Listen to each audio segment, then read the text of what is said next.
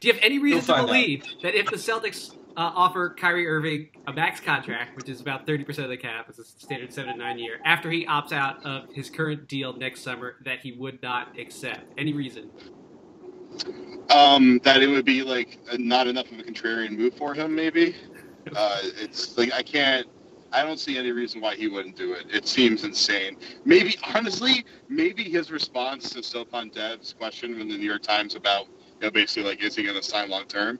It literally could just be that there are these LeBron to Boston rumors and he would want to bolt if LeBron for some reason ended up in Boston.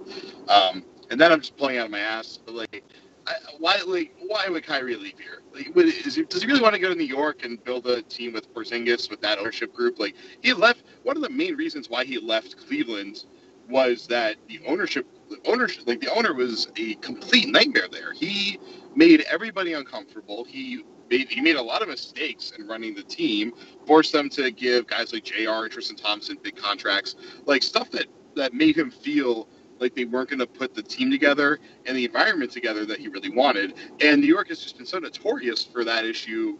They're like the shining example of it in the NBA. So I just don't see why he would go to the Knicks. And that's like the one that like seems to be coming out there. And I totally understand that like he's from the New York area, but like I just don't think that's what he's going to be doing. He doesn't seem like the kind of guy that wants to go back to where he's from to build a thing with. Like it doesn't really fit his MO at all. So I don't see any reason why he wouldn't stay if they offered him the max. It seems like a perfect fit for him for everything that he said he wanted, and it's the team that is poised to be the major finals like favorite, or at least like right up there for the next half a decade or so for the rest of his prime.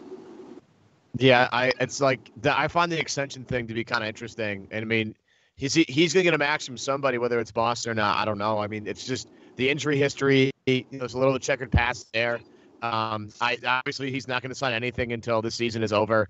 I love Kyrie Irving. I think if it all goes well, I think Boston is in his long-term range. But like with the way that Danny's been able to kind of maneuver around the chessboard, so to speak, I can't see anything with certainty anymore. Like Gorman said that it could go either way. Like I do believe that the long-term prognosis of Kyrie in Boston, it's a little murky. I have no idea. Conventional wisdom will say yes.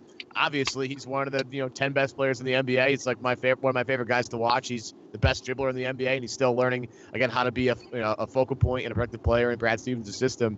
But with the way Danny has been, I would say crude with certain guys on the Celtics. I can't say that's a slam dunk. And with the LeBron thing coming in, like now you have it's a lot of layers to this Kyrie stuff now, and it's just going to make this offseason much more interesting. I cannot imagine. I just cannot imagine personally like trading for a guy 1 year, having that guy have like an all-star caliber season that's cut short by injuries that by all reporting is something he's expected to completely recover from. Like guys don't walk away from that much. It's a big difference. You can't get the fifth year. If you are an injury-prone guy like Kyrie, maybe that, matters to you a little bit more. And he's incredibly young. Kyrie's like, what, 26?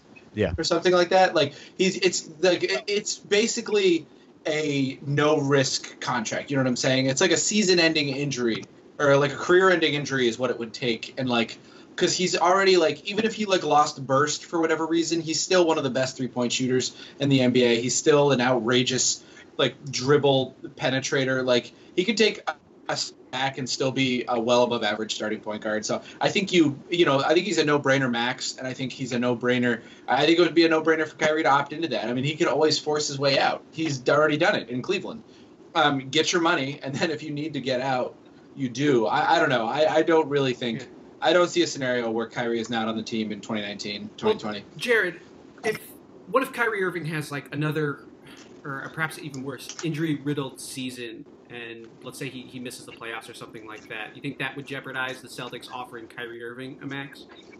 Absolutely, because the thing is, like, so far, all this injury is just tying back to the one original injury. I mean, this whole thing with everything he went through this year was that they needed to remove the screws from his knee because he had an infection from that original surgery. So it wasn't an injury; it was a maintenance issue, and that tells you that, you know, like somebody just was ashamed to say he's injury prone.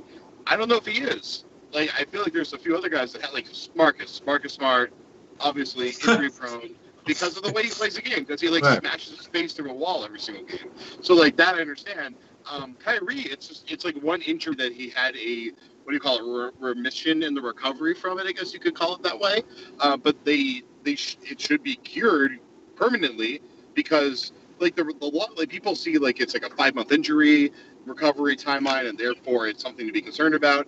It's simply that he had a very invasive procedure because they had to take screws out, but it wasn't like they had to repair something that was damaged. They just had to take out the screws and wait for it to heal. So the risk of it healing properly as opposed to like to the original injury he had, there's not much of a risk there. The only real risk that, like, the only lingering risk of injury with him that makes you concerned that he's injury prone is the hereditary arthritis that he's had or chronic arthritis he's had throughout his career. Because when he suffered that original knee injury when he was like 21 or 2 or something around there, they at least the team seemed to think that the arthritis that he already had in his knee contributed to him having a stress fracture that caused his kneecaps to split in half.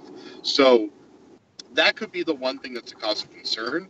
I'm pretty sure the Celtics contract offer will clearly reflect what level of concern there is with that knee injury, but I'm operating off of the expectation that he's had the surgery that he needs to fix the problem, and we see how we just saw this with Isaiah, how it played out over the last year, that when you don't treat these injuries, you don't give them surgery, you can fight through it for as long as you want, but that surgery has to happen eventually. Happened to Kyrie, happened to Isaiah.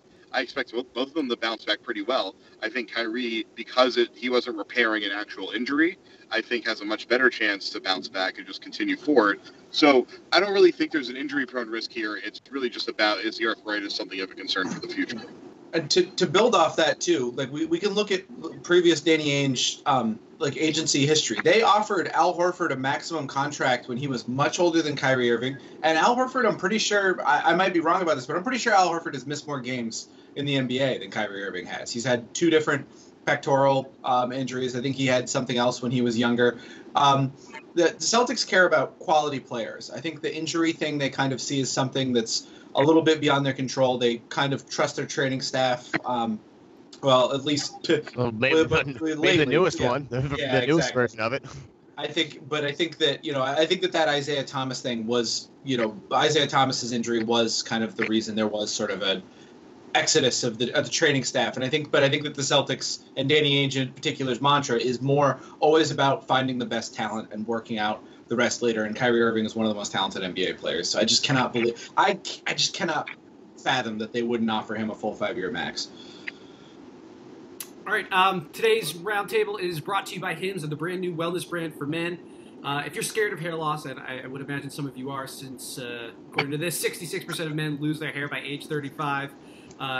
If you're already noticing that hair loss is becoming a problem, it might be too late. Stop procrastinating. Stop turning to weird solutions. Go try Hims. It's your one-stop shop for hair loss, skincare, and sexual wellness for men. The best part about them is that they connect you with real doctors to treat your hair loss with actual medical-grade solutions. We're not talking about concoctions that you make at home. We're talking about prescription solutions backed by science. Just go to 4hims.com right now. Sign up's easy. Just answer a few quick questions, and a doctor will be assigned to you. Products are shipped directly to your door. You don't have to wait in line for hours. Let Hims come to you. Best part about this is our listeners get a special trial month of Hims for just $5 today while supplies last. See the website for full details. That's 4hims.com/Celtics. 4hims.com/Celtics. It would cost you hundreds of dollars if you went to your local pharmacy, but if you just use our promo code here, you'll save a bunch of money. That's 4hims.com/Celtics.